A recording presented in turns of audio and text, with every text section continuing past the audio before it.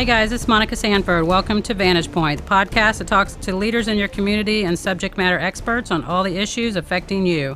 I used to be an MMA judge for the State of Georgia Boxing Commission, so I respect and appreciate all the views of all the action. Today's action is all about jobs and careers and industries in Pensacola. First, I want to say, hola, buenos dias, bienvenidas a mis español hablantes, todos comunicar latinas. That was for Ryan. My guests today are leaders in the community, leaders in the career industry. They connect and network with a purpose to create a dynamic workforce for Pensacola. Today I have with me Brian Ware, President and CEO of the Gulf Coast Minority Chamber of Commerce. 2019, he was on the mayor's transition team for Grover Robinson. He also was on the Florida's Global Leadership Advisory Committee. He was one of the most improved businesses at Entrecon in 2018. He's led multiple IT teams here in Tampa and throughout Florida, and he is in multiple nonprofits. I see him at every fundraiser I'm at, so if you are out in Pensacola, you have seen him. And also with me today, stepping in for Jeff Dyer, and I'm so happy to have her. She's very accomplished female leadership in Pensacola, so I'm ecstatic to have her with us. Miss Danita Andrews, she is the Chief Business Development Officer with Florida West. Her expertise include IT, advanced manufacturing, advanced aviation, and marine MRO, which she's going to explain to us. Her history is she was on the board of the Century Chamber of Commerce, and you were the lead in developing and implementing the economic plan for Century, Florida. Very interesting. She is in Rotary. She was in Leadership Pensacola 2017. She has a degree in Information Computer Science from University of Hawaii. I got a marketing degree in Hawaii Pacific. So I went to Hawaii too.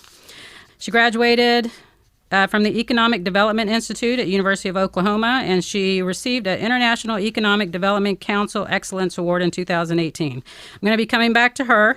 I'm looking forward to hearing all about ST Engineering, because with our LEAP program next week, we're going to tour it. So looking forward to hearing about it. So today we're going to start with Brian. The August edition of Florida Trend magazine just came out this month. The job market all across the state has a robust economy. Virtually every sector is seeing growth and expansion, including rising wages across the state. The fastest growing are construction, manufacturing, healthcare, IT, cybersecurity. But we're going to talk to both Brian and Danita about here in Pensacola what that means for us. So also the U.S. News World Report for June 2019, Pensacola was the 15th most desirable city to live and work. Forbes 100 best cities for doing business in increase in job growth. And 2019, just this month, Pensacola received the strongest town competition. So what does all this mean? It means you two are super busy. So Brian, let's start with you. Tell me first your background in IT and how you took, it's very fascinating how you took the African American Chamber of Commerce that was in place for almost 20 years. In the past 2 years, you have turned it around to be more culturally diverse and inclusive, and it's booming.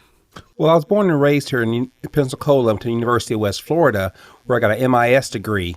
During my last 2 years of my degree, I had an opportunity to co-op with IBM down in Tampa. So IBM hired 15 students from the University of West Florida, paid for us to go to Tampa and work with IBM in the end-user support area. So I co-opted for 2 semesters, and before I graduated, they offered me a job to come back and work with IBM. It's a wonderful opportunity, a great chance to see another city and get some experience within IT. From there, I became a team leader, and then I moved to PricewaterhouseCoopers, where I managed several teams. I was the first data center manager at PricewaterhouseCoopers, and I specialized in working with managing different people from diverse backgrounds. So I managed 50 people, 24/7, 365 team. Got a lot of great experience working with young adults coming into the job market, and also older ones that have been involved working with mainframe and older technology.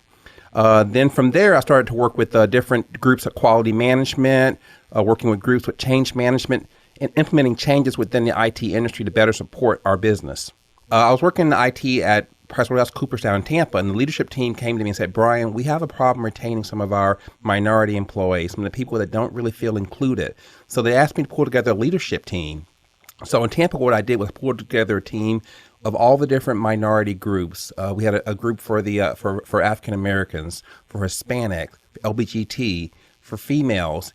We set individual groups together so people can address some of the common things that they were working on, common challenges, and then each one of those leaders got together for a leadership team that went directly to our management and to our leadership partners to say, these are the things that we're running up against. These are the things that we need help on. And that concept really proved to be very valuable, and we represented a large part of the company because all those different minority groups together may not have a small voice, but together we had a big voice that the leadership team definitely wanted to listen to. When I left Tampa and moved to Pensacola, I got involved in a few nonprofits, and then the opportunity for the chamber became available, and I was happy to take that opportunity. I came in as what was called the Gulf Coast African American Chamber at the time, and we were there with the same mission to fulfill those needs of helping out businesses. But over a course of about 6 months, I probably was stopped 20 times by people that said, Brian, we love what you're doing. You're going in the right direction, but I'm sorry I can't join because I'm not black. Well, then I said, well, we're not only for black people and black businesses, we're for everyone. But they said the name says African American. So it's very confusing for people. So we took a bold approach to go ahead and change the name and create a new organization called the Gulf Coast Minority Chamber of Commerce. We've only been in place since last October 2018, so we're still new. But we went across the approach of helping be more inclusive, to include all groups, all individuals. So we're working very diligently in trying to make those things happen as far as pulling everyone together to help address the needs of businesses getting contracts with the city and the county, to help address the need of bids being awarded to them, to help address any challenges that they have that may be more unique than some of the other non-minority businesses in the area. Wow. So IT is huge all across the state. Actually, in this Trend magazine and the one that just came out in September, this morning, actually, the IT is booming, cybersecurity, but all the fields. What do you see for the future of that here in Pensacola? I know that all that background was in Tampa. Yes, it was. So what do you see kind of transitioning up here to Northwest Florida? I see really the boom in cybersecurity is a huge area. I mean, we're definitely known as a cybersecurity hub in our area. We have some great companies working at cybersecurity, and that's kind of the move of the future to help make sure things are safe and that young professionals are having the ability to help keep our environment safe through cybersecurity. I see also the ability for people really to learn more skills related to the soft skills related to IT. Computers can only do so much, but if you don't have the skills to communicate, build relationships, and work with groups, you're going to have some struggles. So I think people are really going to start focusing more on soft skills to complement the skills they have from the IT world. Good. And you said the younger people coming in, actually the Florida Office of Economic and Demographic Research said the population projection for Escambia County is about 10,000 growth from 2018 to 2020. The projection is about almost 12%, and 5% of that is going to be Hispanic and African Americans coming into this population. So, I mean, that's a huge growth, almost 10,000 people in 2 years. But then there is the youngest labor force, actually, from the Bureau of Labor Statistics. It's the youngest labor force right now in Pensacola, looking for different industry sectors that are growing. So what does that mean? Let's go to Danita. Based on the population projection of what is coming, what do you see and what do you do at Florida West for Pensacola? Well, Monica, I think what Brian said and what you said about Pensacola being a growth opportunity is true. According to some recent statistics that we have related to Jobs EQ, which is based on Chamura economic development data, the Pensacola MSA is going to top over 500,000 people in 2019. So that puts us in an upper echelon. We're still a second tier community related to the size of MSAs across the country. However, we have a lot of room to grow, and generating employment for our area is of utmost importance to Florida West. We're the designated economic development entity for the city of Pensacola and Escambia County. We work in economic development both from the state level, regional level, and the local level. So we have ties out through the entire state of Florida and across the U.S. Part of my job relates to business development and working with site consultants, companies across the U.S. We do business development missions. We partner with our other economic development groups across the region. In essence, we are stronger together than we are individual parts, and there's a tremendous amount of opportunity going on all across the region related to our target industry growth. And when I mean target industry growth, we identify types of companies that would have success in growing here in Pensacola.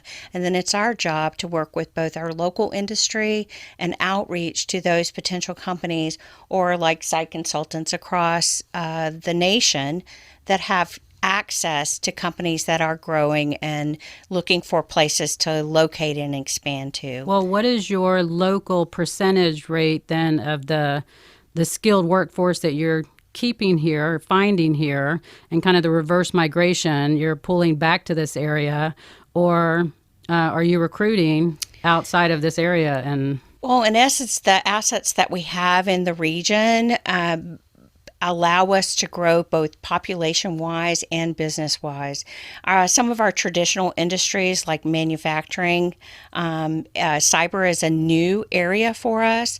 The University of West Florida's cybersecurity strategy department is helping to fill a gap related to ensuring that local folks and folks that are going to college or looking to go to college will have the skill set that they need to succeed in that industry. As you all may be aware, cyber touches every aspect of everyday life. We do our banking online. We, do our home security system through our phone and our apps. So it's the work of the folks in the field of information technology and cyber that help to protect us from threats, cyber threats that would either shut down the system or make it impossible. We've got to be aware of what's going on in that arena. So for either of you can answer, what do you see then is the number one startup for Pensacola area? Are y'all seeing somebody come to you, Brian, at the chamber? First, what would you do with them and for them for training, for networking, for resources? And what are you seeing at the chamber that the number one thing is they're coming to ask for?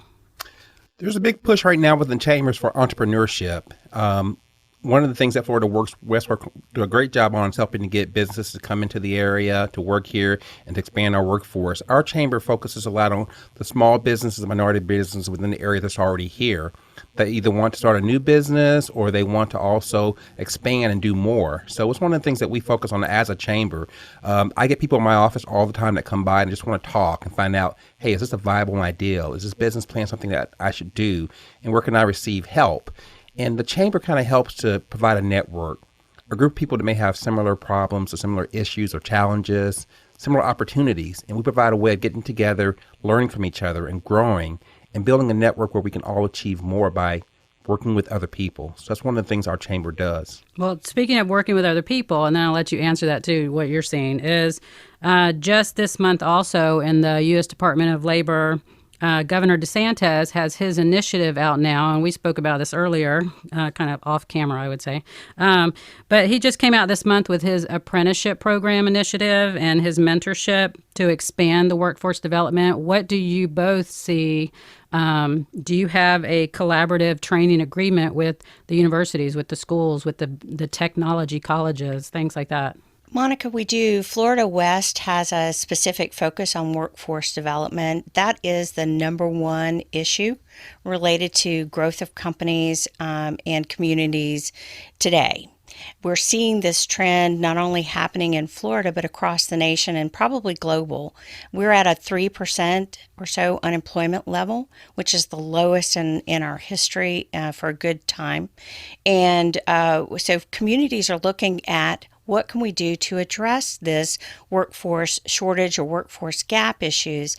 The apprenticeship program that's being introduced across the state of Florida fills a need, a specific need related to companies being able to bring in workers on a level to skill them up and give them an opportunity to work in that company while they're either going to school or continuing to gain training So do they in just the come field. to you, or they have to be referred? Well, actually, we are working on that area now. CareerSource Escarosa is actually putting together a grant opportunity to expand the apprenticeship opportunities in Escambia and Santa Rosa County. They are a two-county organization that will work with our companies to identify apprenticeship opportunities in the companies, but then also have the outreach to the local community in gaining access to potential folks that could fill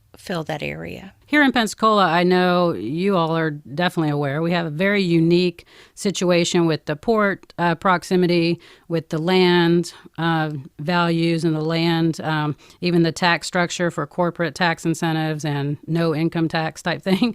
So we have a lot of good reasons to come do business here. And we have the huge military population. They're already coming out. They're a young, dedicated, workforce. They're skilled, disciplined, and ready to go to work. So I wanted, Danita, you to touch on, actually, I know I had asked you about the different areas that you are currently, the cantonment, the century, everything. If you can touch on the differences in each one and kind of round it up with the ST engineering. Absolutely, Monica. Pensacola has a lot of opportunity. When I say Pensacola, I actually mean Pensacola and Escambia County has a lot of opportunity. One of the things that we identify in economic development is the availability of existing space in working with both the existing companies in our area to grow and thrive, but also an attraction of new companies coming in. So I'll start with Century and work our way south. The town of Century has instituted and put into place both industrial parks as well as some redevelopment opportunity. They were hit by tornadoes back in 2015, and so they're working as a community to try to address that need for attraction of employers into the area to grow, to actually put their folks to work. So Century has opportunities for industrial development. Also, Cantonment area in our Bluffs development, we identified that there was a convergence of heavy, I'll say infrastructure in existence, 2 natural gas lines, heavy electric, reuse water utilized by ECOA. We have a cluster of manufacturing in that area related to chemical manufacturing. Ascend Performance Materials makes nylon 6. ExxonMobil is there. Cerex is there. Wow. International Paper are there. And these are companies that are in Pensacola that are shipping globally. So their markets are international. And there was an opportunity for us to work with property owners in that area where there's some excess property that's not being used to identify potential for the Bluffs development, which is a new manufacturing campus area in development. We've identified areas. We've worked on some background environmentals, looking at the characteristics of the land, and possibly tying in those areas related to some new growth in transportation infrastructure. Well, let me jump in real quick then. Walk me through, if somebody came, do they come to you at Florida West? Do they come into you? Do they come to Brian and Brian sends them to you? I mean, things like that, the networking part of it. Do they come to you and you put them, or you send them to different places? We actually help to do some of the groundwork at Florida West related to potential available sites and properties for companies that are looking to grow and expand in the area. So they have an identified amount of square footage, certain number of jobs that they may be creating that are new, and they give us some project parameters, and we do a search throughout the entire county area for the potential for sites that would fit their present and future growth needs. Well, like ST Engineering, there are, 1,300 plus jobs coming? Actually, their first project is about 400 jobs. They are a little over 175 jobs now, I believe. And we just did the grand opening for ST Engineering at the airport in June of last year. So we're looking at the potential for phase two, which could be upwards of 1,350 new jobs total to the area in the MRO area. So maintenance, rework, and overhaul. That's related to aviation and tied specifically to major carriers and other aviation related companies that need to do upgrades to their aircraft and keep them up on a certain standard. So ST's very involved in that, and we're happy to bring those MRO aviation related field opportunities to Pensacola. And one of the questions you asked earlier about the working together, we work very close together over the course of my last year of working with the chamber. Scott Luth has been a mentor and a relationship partner as far as a coach. He's been great to work with. Danita, Melissa. I try to go to all the PEDC meetings, the Florida West meetings to understand more about our environment. But we send people to each other. We work together. We're in a lot of the same meetings and board of directors, things around town. So we all work together to try to make a bigger impact for all our individual groups. Well, tell us about what happened yesterday. You were telling me you went to a meeting yesterday, or was that this morning? Yesterday, I went to a Chief Escambia meeting, and that's really an approach I think our whole community needs to embrace. It's called collective impact, where Chief Escambia is roughly 30 different business leaders, groups in towns, superintendent, the sheriff's office, the city police. We're all working together as leaders to understand what's going on collectively and to ensure that we're not repeating all the same work as in silos. So it's a wonderful group where we get together, we meet, we discuss different plans, different thoughts, and we try to address problems and issues as a group as opposed to handling things one-on-one. And Florida West has been a great partner to work with to help understand a big picture, and then maybe you can utilize me to help some of the smaller groups that can be part of that bigger process. Well, can each of you tell me some, and then we're going to come back to ST because I still have that, but a success story that you can point to, somebody that walked in your door and either went on to higher level paying jobs or, something to that effect that you can take somebody from the minute they walk in your door and this is a success. Well, I have several, so it's kind of difficult it's sort of difficult to narrow that down to any one. We've had multiple successes in the Pensacola area. Of course, Navy Federal is probably our largest success story, locating with a 130 seat or 160 seat call center here in the early 2000s, and now they're at over 7,700 employees. Their campus has grown to be 2 million square feet under roof. If you've read the paper recently and you know that the outlying landing field 8, located right next door to Navy Federal, they've already approached the county to purchase additional acreage for future growth for that company. Also, our traditional industries, and I'll touch on that just a little bit. Armstrong World Industries just celebrated their 90th year anniversary in Pensacola. GE Wind Technologies, with their renewable energies focus, is a strong, still growing industry in our area.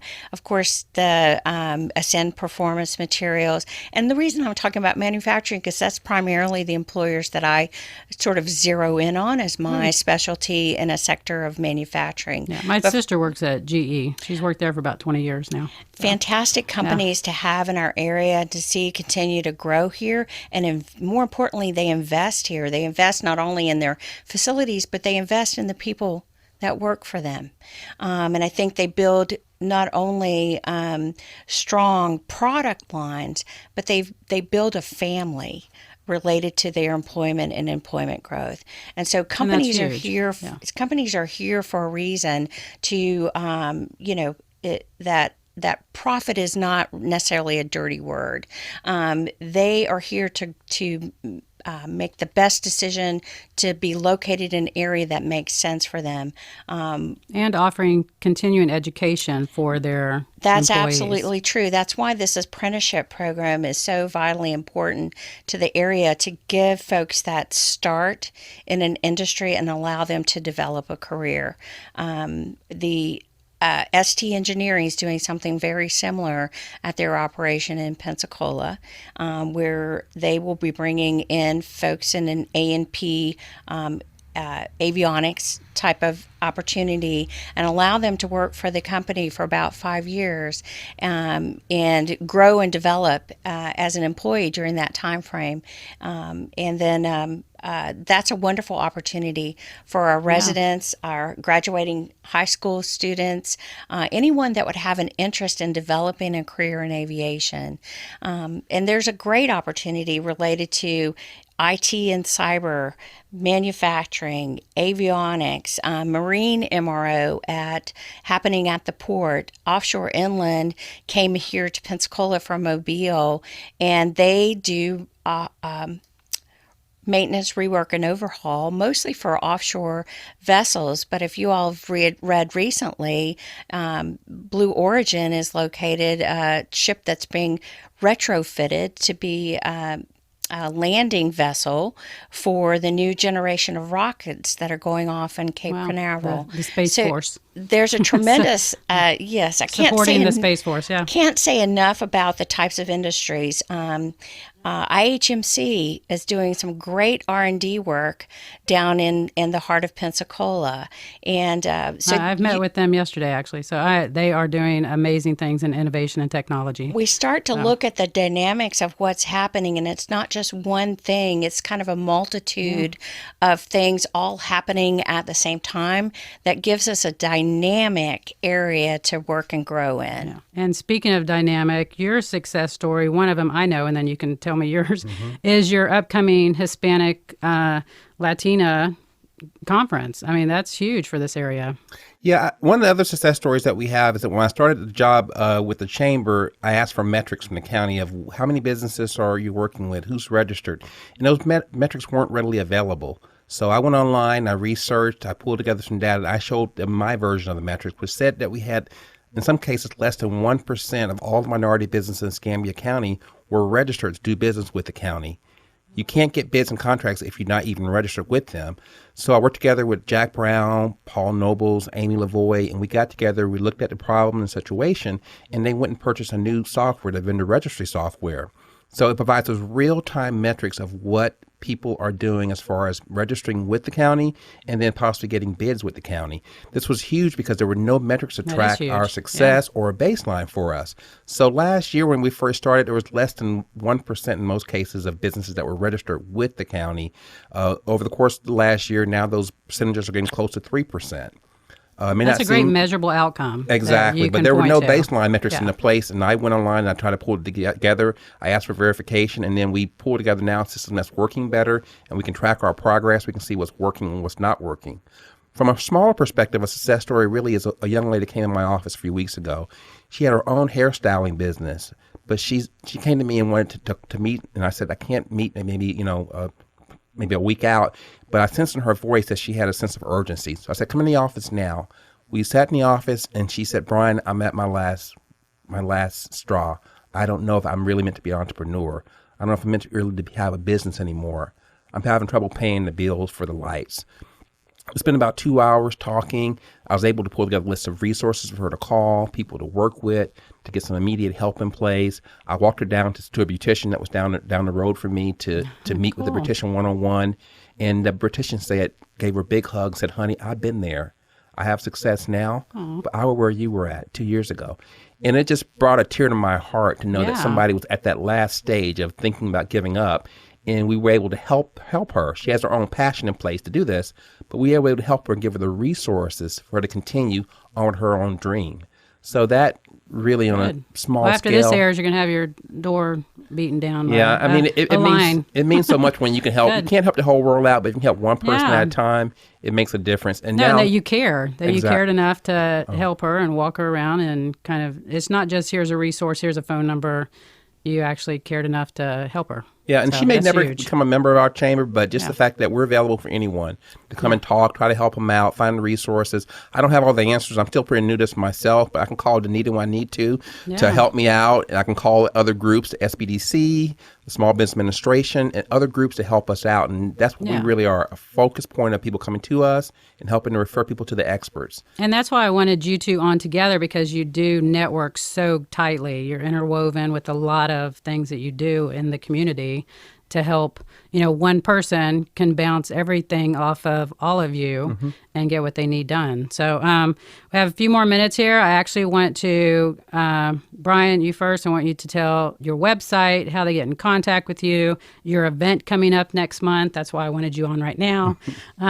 So tell us, just round it out real quick, and tell us your favorite college football team. That's a tough one. Well, as far as our event next month, on September the 12th, we're having what's called an Hispanic Perspective of Pensacola, where we're going to focus with the University of West Florida Haas Center to address how the Hispanic impact is on Pensacola from an economic perspective, from a dollar value perspective, from a workforce perspective.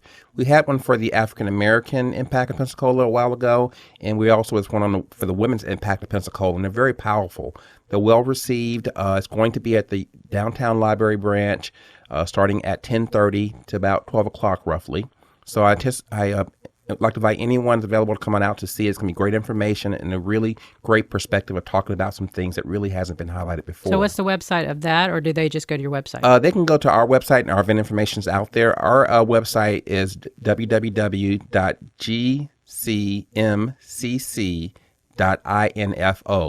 That stands for Gulf Coast Minority Chamber of Commerce, .info.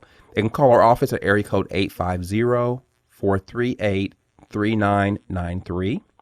They can call me personally on my cell phone if they'd like at area code 813-390-8198. Those are the ways they can contact us here in our office. Great. And your favorite team before we move on to Nina? My favorite team, college or pro? Or either one. I'm Texans all the way. Pro's going to be Miami Dolphins because I just love Miami Dolphins as a kid.